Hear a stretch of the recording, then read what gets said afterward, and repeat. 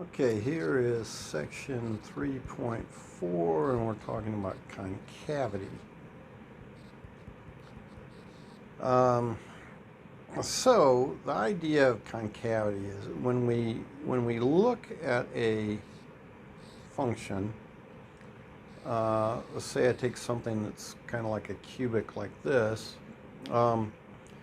then we can notice things about the value of the function, right? I can see that the value of the function here is positive. The value of the function here is positive. The value of the function down here is negative, but then again, the value there is positive. Now, at those same places, I can look at that function and say, oh, that function is increasing there. The function is decreasing there, increasing there. Okay, I can look at its slope, I can see it. But there is something else I can see besides the value of the function and the rate of change, or the slope of the function. I can also see these cupped shapes, right? I can see that at this point here over on the left, the function is cupped down. I can see here at this point, the function is maybe still cupped down. It might be cupped up, it might be in between, but I can kind of see it is still maybe cupped down there. Here, down at this spot, it is cupped up, and definitely cupped up at the right over here. So this cupping shape, or this cupping property of the function, I can see, and we can get that actually through the second derivative, because notice, let's take a cup down kind of thing. So anything that's part of that cup down, what's going on? Well, here, if I were to look at the derivative, maybe f prime equals 1 there, maybe. Here, f prime equals 0. And then over here, f prime equals -1. So, what do we see that's happening? Okay, well, as we look at the derivative, it is decreasing. Okay, so that's one aspect we see of it. So as we look at this cup down shape, we see that f prime is decreasing. Okay, it's, because it was 1 over at the left, then it's 0, then it's -1. Each time we look at it, the derivative value, okay, so not the slope of the tangent line, but we are talking the slope of the tangent line, not the function, okay? The function's definitely not decreasing over on the left over here. But the derivative, okay, it goes from a +1 to a 0 to a -1. It is decreasing. So see, f prime is decreasing in all of these spots. Everywhere as I move to the right, the slope is not as big as it used to be. Okay, so if it's decreasing, that means its derivative is negative.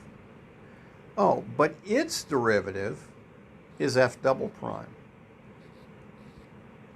So anywhere in a cup down shape like this, I can tell I'm in that shape because f double prime is negative. Similarly, if we look here,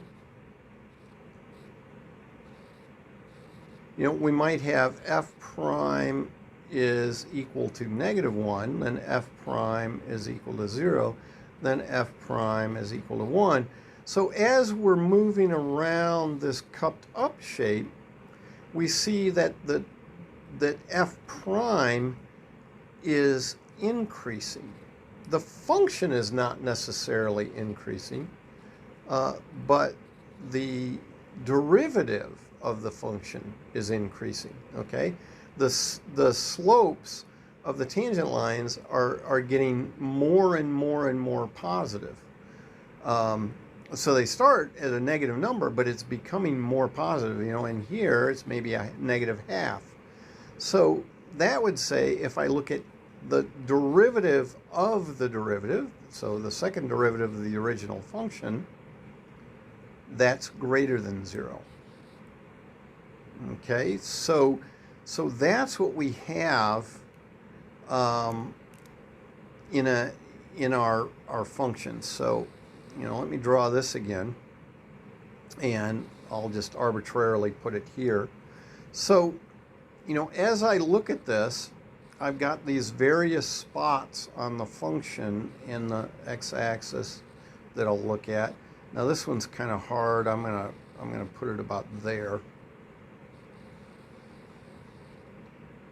Okay, so there's my function that I'm looking at, and at this spot, this, you know, here at I'll name these what, x1, x2, x3, x4, x5, and x6. You know, what I see is that f of x1 is equal to f of x4 is equal to f of x6 equals 0. And see, so these are critical numbers. I would call these zero order critical numbers.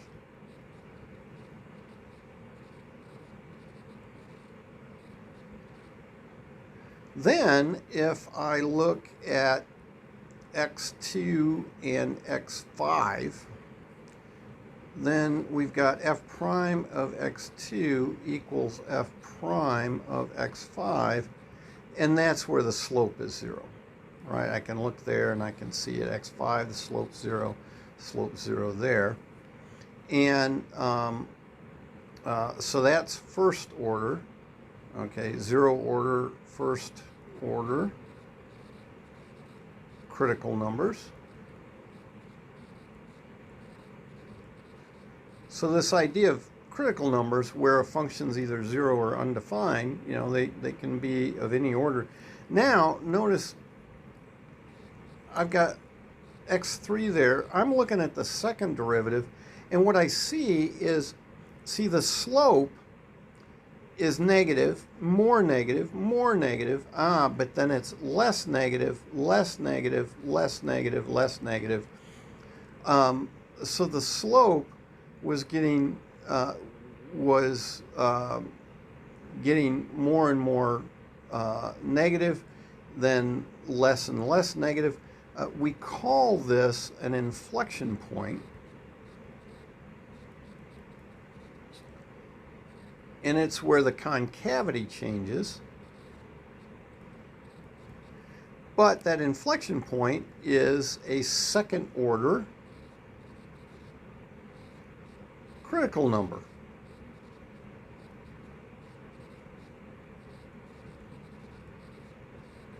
Because remember, so this concave down, f double prime was less than 0. Concave up, f double prime is greater than 0. Well, then it was 0 at the inflection point. And so we've got a 0 there. So we've got all these different points we're looking at and characteristics of the curves in general. And we can ask about the value of the function at a given point. We can ask about the derivative of a function at a given point. We can ask about the second derivative of a function at a given point. Okay, so we can ask all of those things and get answers algebraically or by looking at the graph if it's obvious from the graph. Not always, but so let's look at a function that looks a lot like what I just drew. Okay, so what we see is, yeah, there are the 3 points that I had said, okay, the function is 0 there, right? So I click on those and I get the x values and then the function value of 0. Now, if I plot the derivative, we see that the derivative is 0 at those two spots, and those were, they lined up with, if I switch back to highlighting the red function, they were, it's 0 above or below those two spots that are relative max and relative min. Okay, and we can look at the original function and see that it had a relative max or a relative min at those spots, so the slope was 0, and so it should be no surprise when we go and highlight our blue function that it's 0 at those two x values. But now notice, okay, our unhighlight those. Here's a minimum on the derivative, and notice where it is relative to the function. It's somewhere where if we look at the x value and go up to the function from our minimum here, it is somewhere around it looks like around the change of concavity. And sure enough, yeah, it is. It's right at the change of concavity. We have a relative minimum in our derivative function, okay, at that point.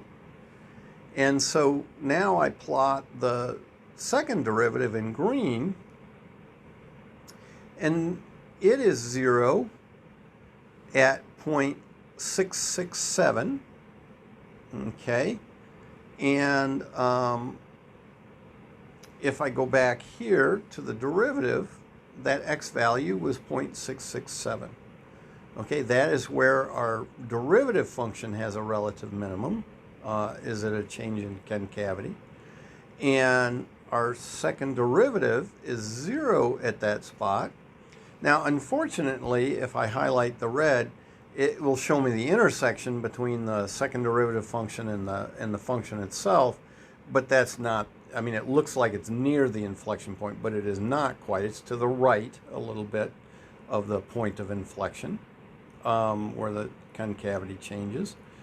Decimals doesn't highlight changes in concavity, so it just, that point's not going to be there. But that's the idea. We can see these changes in the function. Right, we can tell when it's positive, negative. We can tell, when one function value is higher than another, and then because of that, we can tell when the function's increasing or decreasing.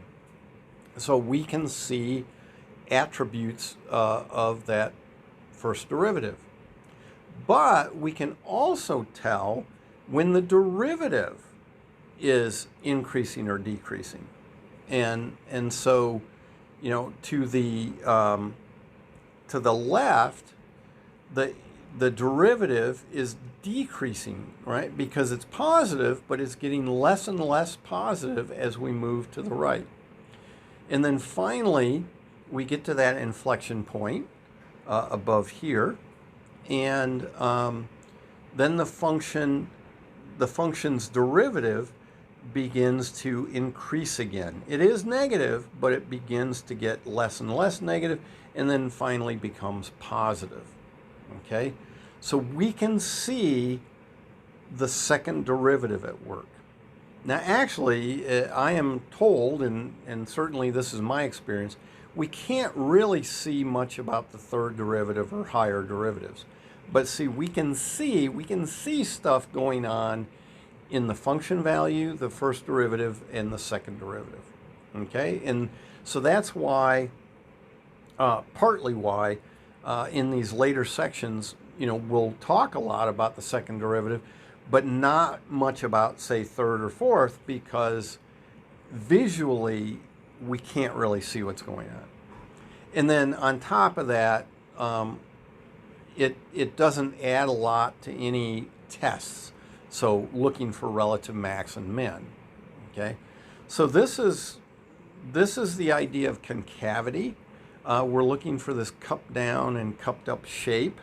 One little thing I will add to that we've described already, I've mentioned the derivative is decreasing when the second derivative is negative, and when the derivative is increasing, the second derivative will be positive. But another way we can talk about these cupped down and cupped up shapes, any part of them, is that we would say here where f is cupped down, f is either increasing at a decreasing rate,